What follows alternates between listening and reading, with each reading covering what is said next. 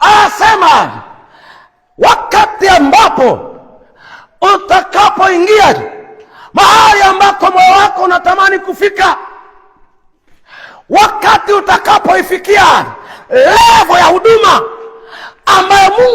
ambayo wewe mwenyewe unatamani kufika, utakapoifikia ile level ya juu ambayo unaona hapa utakuwa una raha, wakati utakapofika hapo kwenye level ya juu ya kiuimbaji, utakapofika kwenye level ya juu ya uhubiri wa injili umejulikana, utakapofika kwenye level ya juu ya uchungaji umekuwa na washirika wengi, utakapofika kwenye level ya juu ya kiuchumi umeinuliwa, umekuwa na kampuni, wakati utakapofika kwenye level ya juu umekuwa na cheo kikubwa kwenye taasisi ulioajiriwa, wakati umefika hapo, jichunge sana usije ukamsahau Bwana Mungu wako aliyekutoa huko chini kwenye matope, bali ambako hakuna aliyekujua, aliyekutoa kule ambako hakukuwa na dalili yoyote ya amani wala furaha. Yeye aliyekutoa huko usije ukamsahau, maana mwanadamu anayo tabia ya kusahau alikotokea. Mungu anatoa onyo, anasema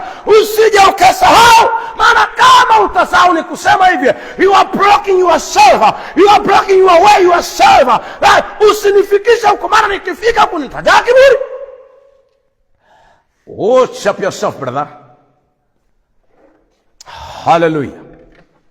Bwana Yesu asifiwe.